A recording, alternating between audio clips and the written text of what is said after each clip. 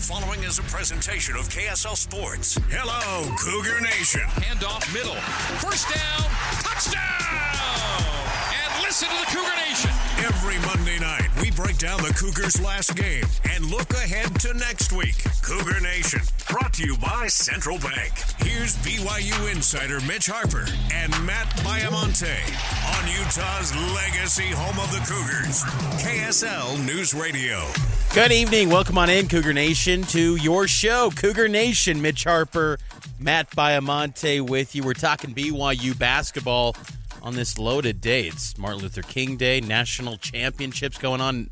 Notre Dame's got an early lead, and inauguration of President Donald Trump. Busy day, and squeezed into all of this is recapping what transpired for BYU basketball over the weekend against the Utah Utes. And Matt, it was another setback for BYU in what's been a difficult start to Big 12 play.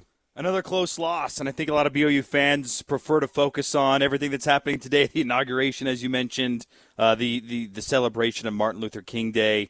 I think a lot of BYU fans want to turn the page, but we can't. There's still a lot of Big 12 basketball, Mitch. We got to figure out what's going on with this team. And we want to hear from you, Cougar Nation, what you feel is wrong with this team, and also answer our question of the day. Who needs to be the guy BYU turns to at the end of games? Call us up, 801-575-8255. We're taking your phone calls over the next hour, 801-575-8255. If you're not the question, you can share your thoughts on this BYU basketball team.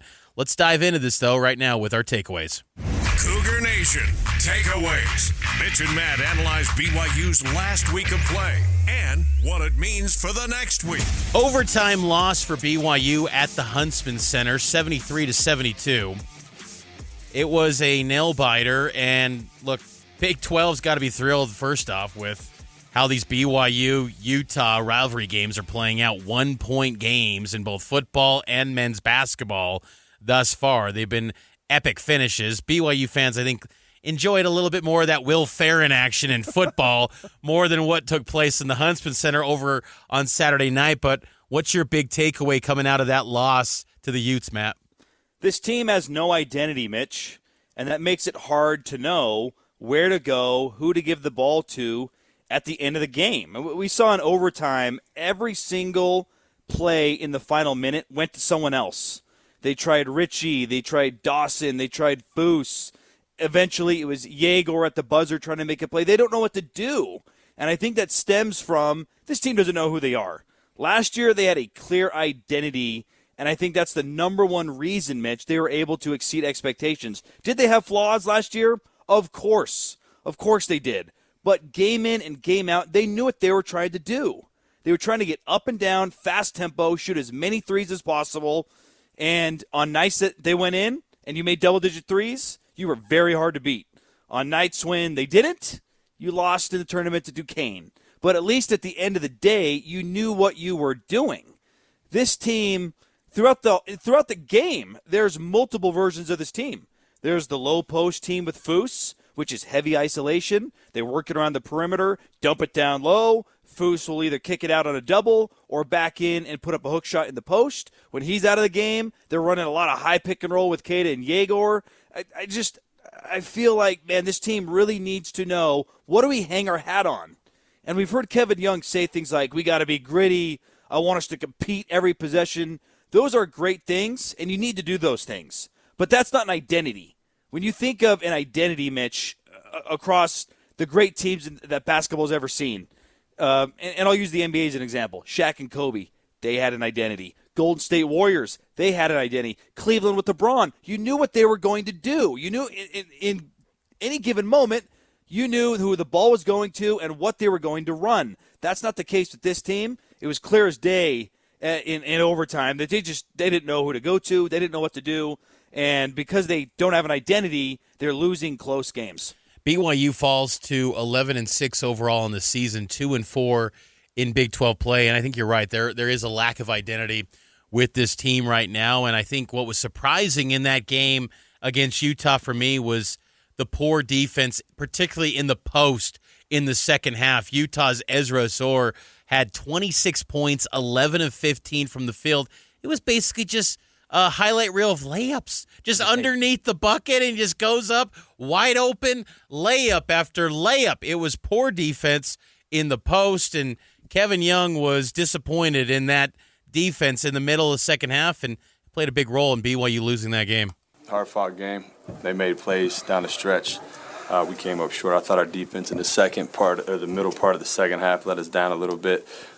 We adjusted, and they made plays. They did, and Utah ended up shooting 45% from the field. BYU only 38%. Both teams couldn't knock it down from beyond the arc. 27% for BYU, 26% for the Utes, and then free throws. We'll get to that, I'm sure, at some point this show because that was a big piece of this. But another takeaway I have from this game, Matt, is that this kind of goes along the lines of what you were saying.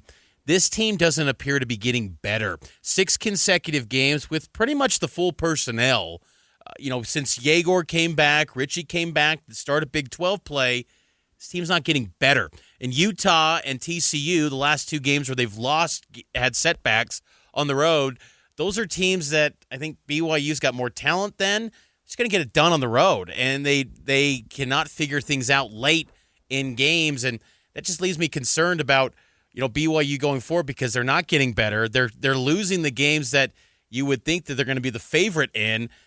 This schedule is going to ramp up here significantly in February. Time is ticking on this BYU team making a run and getting back on the good side of the bracketology projections. When was the last time this team looked good? Like, when was there a 10-minute stretch where you felt like on both ends of the floor they were playing high-level basketball? Like, I can't even remember the last time that this team played a really solid stretch of basketball. I mean, maybe a little Arizona State first half. First half against Oklahoma State last Tuesday. I thought they were pretty solid, but then they had that lapse in the second half where it's a 22-2 run by Oklahoma State, and they're back in it. It's a one-possession game, so there's just it feels like when they take a step forward, there's a couple steps back, and you're always playing catch-up with this team. And so, yeah, it's been a while since probably that New Year's Eve against Arizona State where this team has looked really good. My second takeaway, free throw shooting is killing this team. 4 of 10 against Utah. They missed multiple front ends. Now, I think there's a lot of fans out there who want to point the finger at the officials. The free throw disparity, it was significant in that game. I don't believe that's the reason they lost, because if they had just made 7 of 10 free throws, they probably win that basketball game.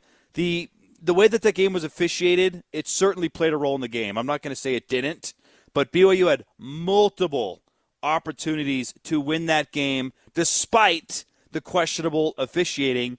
And when you get to the line, I mean, Trevin Nell, with under 10 seconds to go in the game, is setting a screen and gets fouled.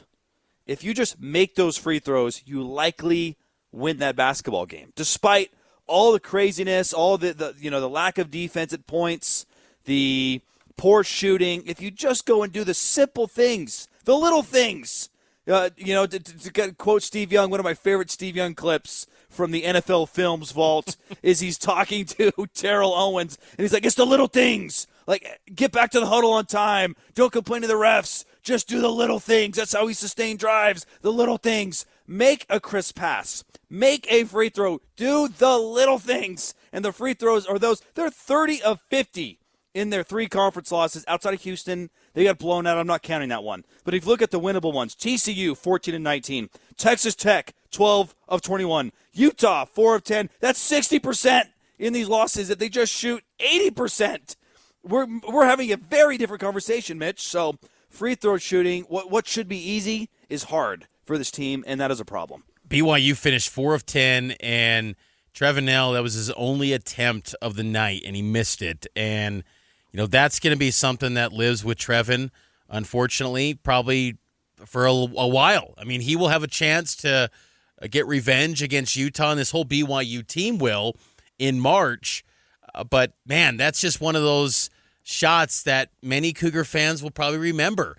And hopefully Trevin's got a chance to redeem himself and get a chance to knock that down, that big shot in a big game in the future in the schedule, because, as we know, the Big 12's got so many great opportunities, but they've got to start winning games because, yeah, it'll be great when you get the chance to play Iowa State, But ultimately, if you're a 5-11 team in Big 12 play, you're not going to be in the conversation for the bracket. And you got to start winning these games now. And taking care of business at the free throw line helps that cause. BYU right now is not shooting great. 13th in the Big 12 Conference for the entire season in free throw percentage during league play, near the bottom as well. So BYU's got to be able to knock down their shots because it has just not been going well for them. 66% in conference play from the charity stripe. We'll take our first time out right now. We'll continue to talk more BYU basketball and answer the question of the day, who needs to be the go-to guy for BYU at the end of games. We want to hear from you as well. 801-575-8255. Cougar Nation sponsored by Central Bank, serving Utah County for over 133 years with trusted service, modern technology, and personalized care. Central Bank, proud sponsor of Cougar Nation, right here on KSL News Radio. How many things affect your life as much as slow traffic and bad weather?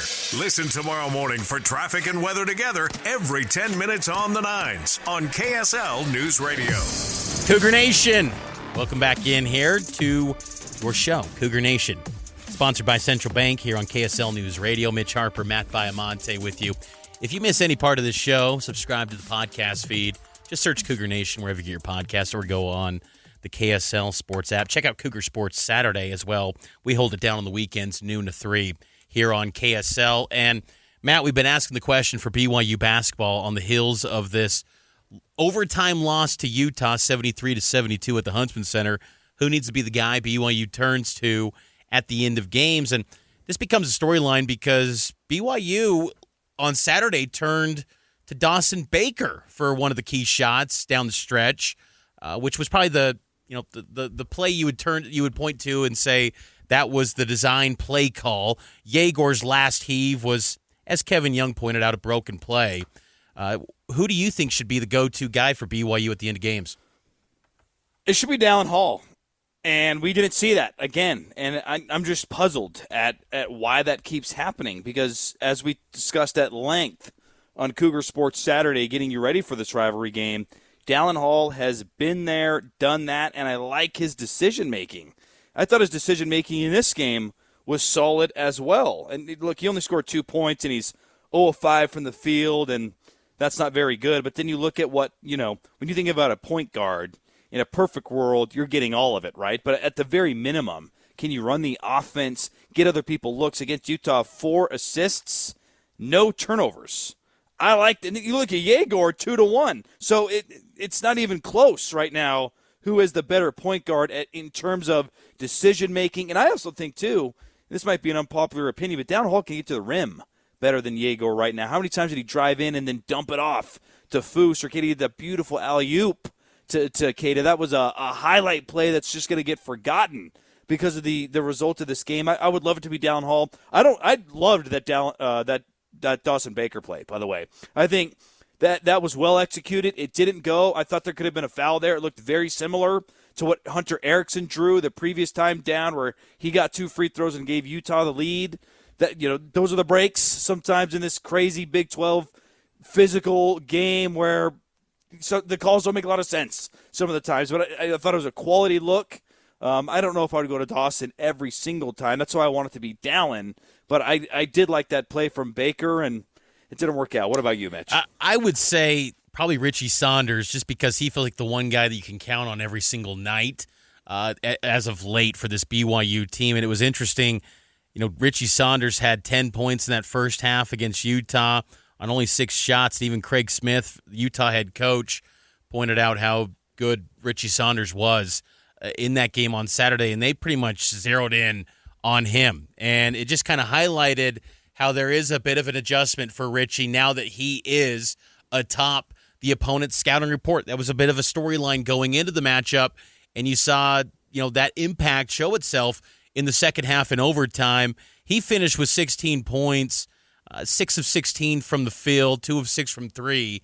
But, I think Richie Saunders is probably the guy because he feels like he's the most automatic, too, from the beyond the arc as of late. This BYU team's not shooting the ball well, and that's where I just feel really concerned with this group. Like, if they're losing games but still shooting the ball at a nice clip, I feel like they're going to turn the corner. And I think what's concerning for this team right now, Matt, is that Kevin Young is, made some changes to the lineups. He's made changes to the groupings, the rotations, yet nothing's working.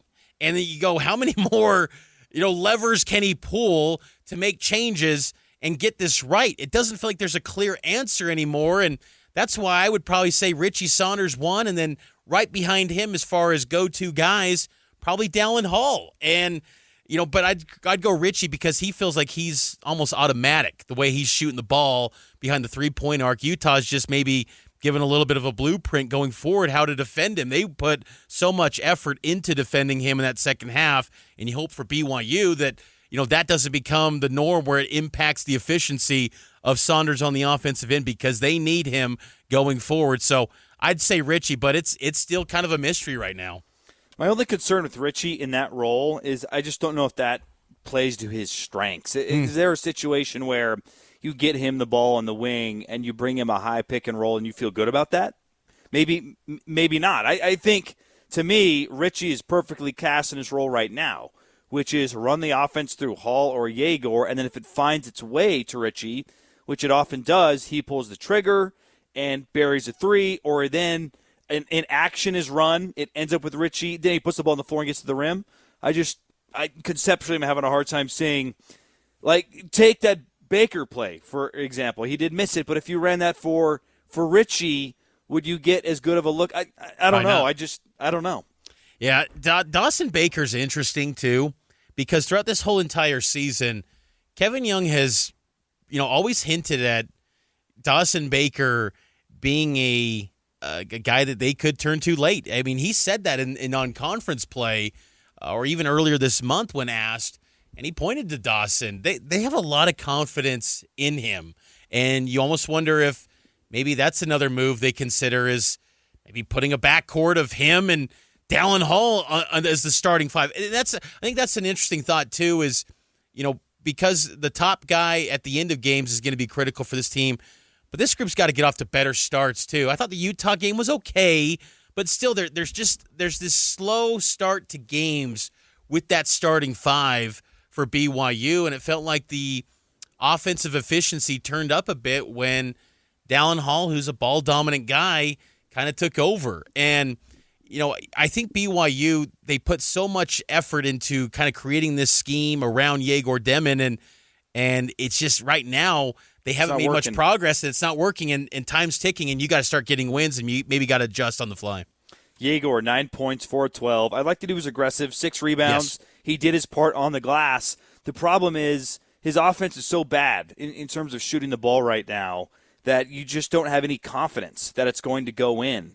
And I also feel like defenses are recognizing this, Mitch. Craig Smith noted how poorly Demon is shooting the ball, and that factored into their game plan, for heaven's sake. Yeah. So they have to find a way to use him better, and maybe that's less ball in his hands, more just if he gets it in the fast break, then go from there. But something is not right with Demon right now, and they got to figure it out quick. They have to figure it out quick because time, like I said, is ticking on this BYU basketball team as they get ready for tomorrow night. They're going to be taking on the Colorado Buffaloes. We'll have a bit of a preview coming up a little bit later in this show. We got to take a timeout, though. On the other side, we'll get to more BYU basketball commentary about what's trending up and what's trending down with this BYU basketball team right here on KSL News Radio.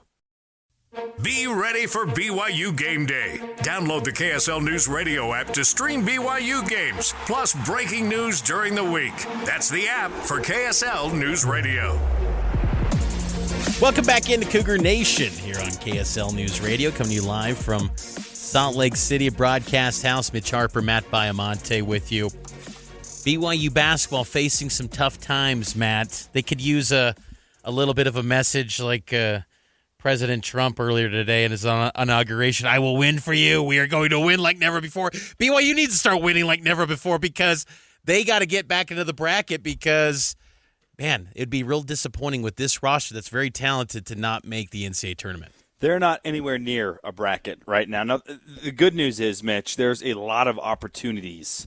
And there's a lot of great opportunities coming your way in Provo as well. So I think if you even get to, 8 and maybe 9 and 11 in conference play, maybe that's Maybe that's good enough? I would say probably 10-10 at least, because 9-11 with the weak non-conference schedule won't be enough. Yeah, fair. That's losing record. If they had a strong non-conference schedule, they would be able to probably sneak in with a 9-11 record. But with a losing record and their weak non-conference strength of schedule, they've got to be at least 10-10, at least.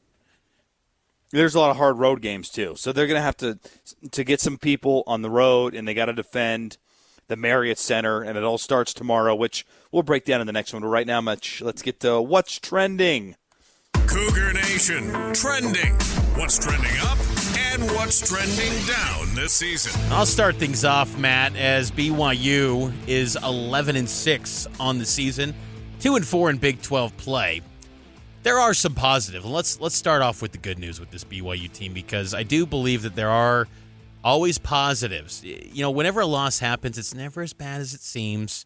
It's never, doomsday, but you can always find some positives. But that was a tough one at the Huntsman Center. But the positives, to me, trending up is Mawut Mag. Mawut Mag had that big corner three that in the moment felt like that was going to be a game winner, and that was going to be his defining moment as a BYU Cougar. And that obviously did not happen. And then Kata slipped, and Utah had a dunk on the other. However, I think Mag is doing a really nice job in his veteran presence, not being fazed by these hostile environments. He's navigated the Big Ten. I think he's showing up. And it was kind of crazy. He got an early technical foul call, and Kevin Young spoke to the media today and said Mag didn't even know what he said that warranted that. So that was kind of interesting, I thought. But Mag's bringing, toughness, I think, at times. They need to, bring that physicality in this tough league that is the Big 12. I think Mag's doing a nice job. Considering the low expectations for him coming into the season, I think he's really exceeding that right now.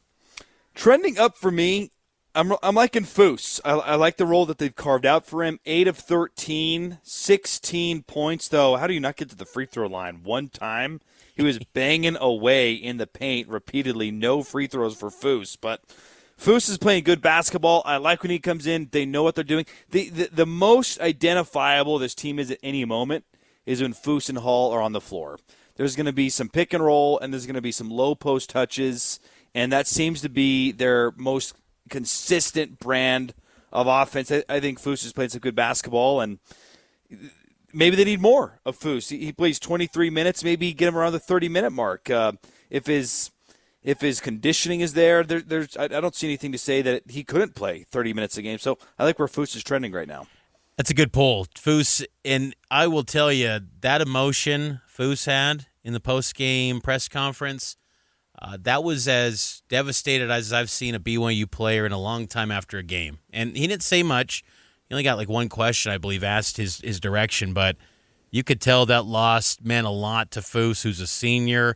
That was his last opportunity to go to the Huntsman Center, and they come away with an L.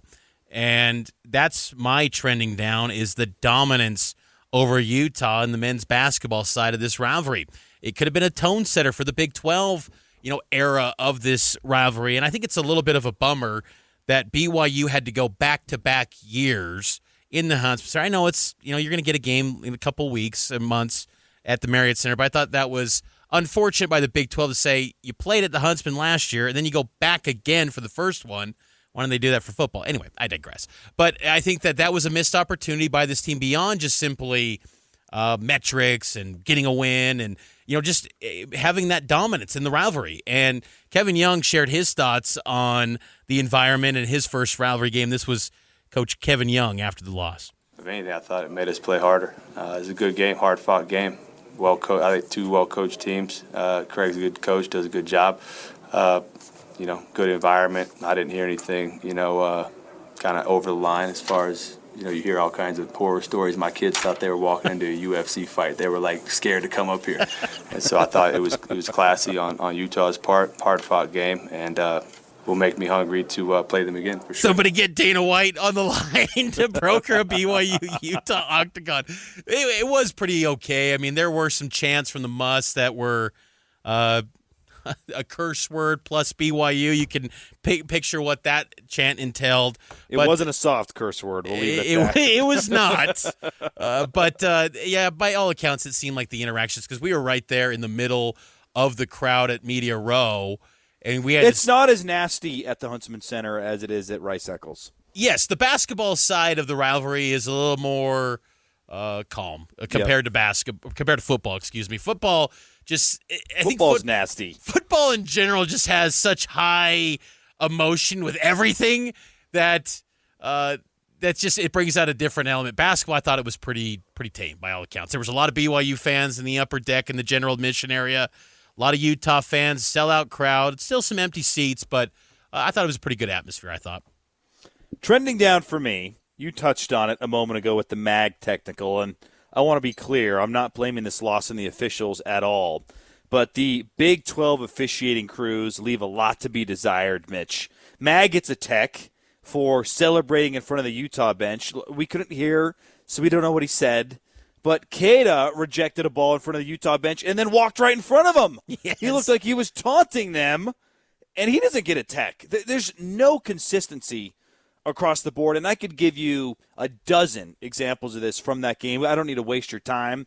There was the technical fouls, which we went over, and then the Hunter Erickson, where he had the go-ahead free throws. I thought that was really ticky-tack for a game that was super physical, and then to not get that on the other end with Dawson Baker, I don't understand what we're trying to do when it comes to officiating. At times, it's super physical, and I think a lot of people think of the Big 12 as being some physical league, then how's Hunter Erickson getting that call? If we're playing physical basketball, Foose blew up Lovering at one point, and it was a good no call, actually. Throws down the dunk, and I'm like, okay, great. Like, they're letting him play. And then those type of things are being called. It's got to be so maddening as a coach and a player, regardless of the game, regardless of which side you're rooting for. It's got to be incredibly frustrating to play in this league because you have no idea what you're getting from night to night, from half to half, from moment to moment. It is so inconsistent. It's frustrating. And at times, too, it feels like the Big 12 officiating crews, they want to have the spotlight on them. We're calling a bunch of whistles. You're going to be in the double bonus with 9 minutes to go in the game. It's not fun. That's not what basketball is about. It's not about constant stoppages and inconsistent whistles. You want to see flow. You want to see action. You have none of that in this conference. It's frustrating. And I think for a lot of BYU fans, a couple years ago you would have said, yes, you're describing the WCC officials. To me, it's no different. It's not any better. And maybe this is across the country in college basketball. Maybe it's just an issue that this sport faces, but gosh dang it, Mitch, it is so frustrating, the inconsistency of these officials night in and night out. It's taking away from the product. It's taking away from the enjoyment of this beautiful game, and I hate it. 26 fouls for BYU, 17 for Utah. That's a combined 43 fouls called in a game that was played for 45 minutes.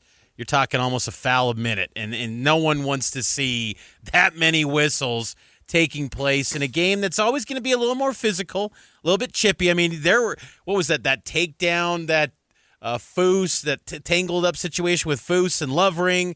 Foose basically brought down Lovering, and that was a foul on Foose. I mean, it was a physical game.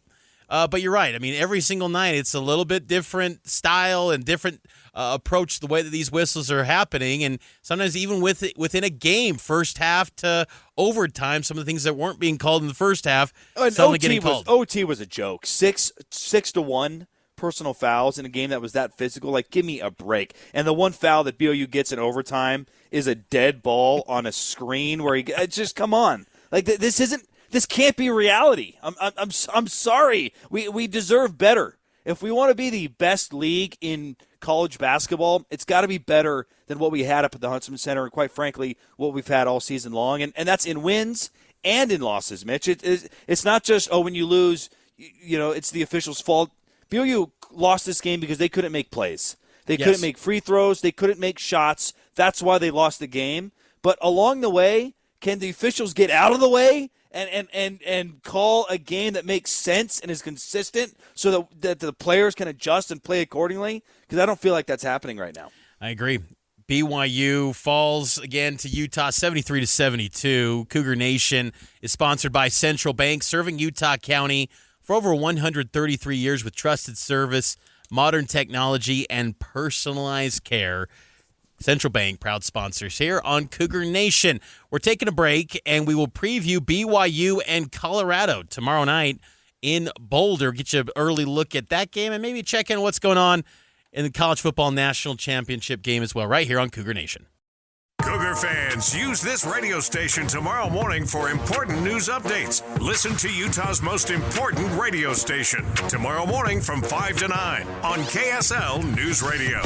It's so strange to me watching college football this late in January, watching Ohio State. It's horrible, Mitch. This has no juice. This is not fun.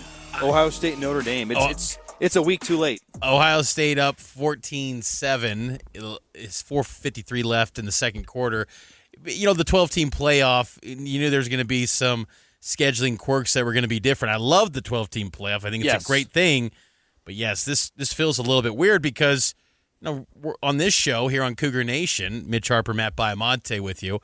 You know, we're neck deep now in basketball, and it just feels like we've all kind of collectively, as a college sports society, turn the page to hoops, except for these two fan bases that are like, we're still playing football. I mean, BYU football is about a week now into winter conditioning for 2025. They've got their 2025 roster. It's coming together, whereas these two teams haven't settled anything for 2024. I don't know. It's just kind of hard to compute in my brain of, wow, there's college football being played on January 20th. You're right. It does feel like it lacks a little bit of juice here. The whole calendar's got to be moved up, and maybe that's eliminate a game. Maybe that's get rid of the conference championship games, but you should have the Final Four on New Year's Eve and New Year's Day, and then a week later the championship game. And then we're off to college hoops and NFL playoffs, but this is way too late. And I haven't given college football a thought in weeks, and it's kind of a bummer that the biggest game in college football, Mitch, was just swept under the rug. Like, from a football perspective, we're all talking about the Final Four in football and how great of a day in the NFL we had yesterday where Puka and the Rams had a chance to steal a game from the Eagles. Like, Puka made an unbelievable catch at the end of that game, and then Josh Allen and Patrick Mahomes and Andy Reid in the rematch in the AFC. Like, that's where the attention is on football, and yet this game is being played, and it's just a bummer because you and I, we love college football. We grew up on college football. College football is the best, and it needs to have a spotlight, and it needs to have a postseason that makes sense, and we're getting there, little by little, but this game has got to be played a lot sooner. I agree. It's been a clinic so far for Ohio State QB Will Howard. He's 11 of 11 already, so Buckeyes up by 7. Well, how would you fix this, Mitch? What are your thoughts on the playoff and the calendar, and what do you think makes sense for the sport? I would ditch the conference championship games and get rid of those and find some sort of tiebreaker to figure out who your conference champ is. But really in these supersized leagues where you don't play everyone, conference championships don't mean don't have as much significance. They're important from the standpoint of getting a bid to the playoff, but you want to also maintain your possible teams in the playoffs, so one less game to take hits and get rid of those games. What do you think of this? Let me throw something wild at you. What if for the last week of the season it remained open and you slotted matchups? That could be the de facto conference championship game just a week earlier, and maybe teams 3 and 4 could also play for a chance to boost a resume for an at-large bid. I like that too. I just think something's got to change on the calendar because this is a bit strange. Because we're thinking all about BYU basketball right now, and BYU's turning the page to tomorrow. They're already in Boulder. They just touched down there about an hour ago in Colorado. BYU versus Colorado in Boulder, 9 p.m. tip tomorrow night. So get your afternoon nap in when you get back to work from this 3-day holiday weekend. How are we supposed to get our nap in if we have to go to work, Mitch? Get your afternoon nap. Get ready for a late night. Pregame will start here on KSL at 8 p.m. I'll be inside the arena in Boulder with some coverage on KSLSports.com. But do you like BYU's chances of getting the bounce-back win, Matt? They are a favorite in this game. No, I don't like their chances to get the bounce-back win. I'm just having a hard time talking myself into any road wins until they get one. this team desperately, as Kevin Young put it, Mitch, they need to find a way to win. This is what he said after the Utah game about these close games, man. It's almost a skill winning these close games. We got to learn how to win close games.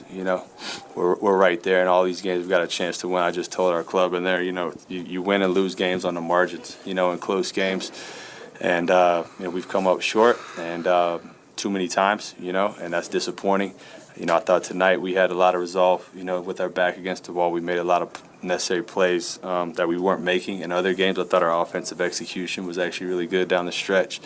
And so there is growth moments there, but we got to string together more things than we currently are. Maybe the cure, Matt, is facing a team in Colorado that is winless in conference play, 0-6. But I will say this, watching a couple of their games, the last 3 games in their entirety, diving into them today, they have a player, 6'11", 185, Baiamonte Dak, who they put into their starting lineup last week. He's a sophomore.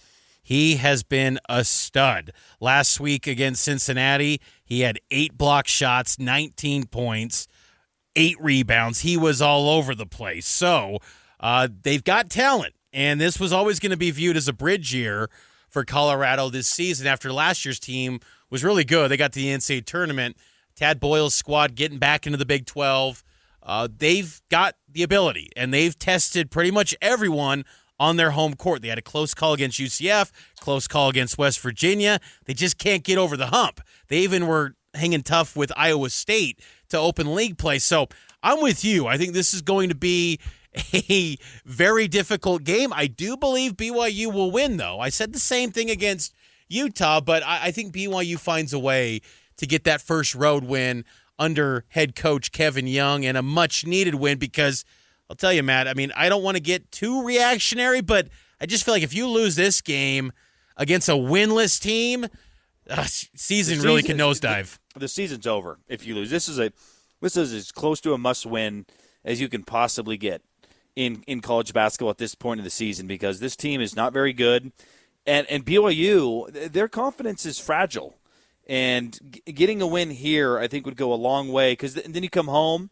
You have a late game later in the week against Cincinnati. You win out this week, I think you're in a much better position. If you lose this one, though, I don't know where you go. I don't know how you regain the confidence because the schedule is getting much more difficult soon. Great show, Matt. We will talk to you on Saturday. BYU, Colorado tomorrow night, 9 o'clock tip, pregame at 8 here on KSL.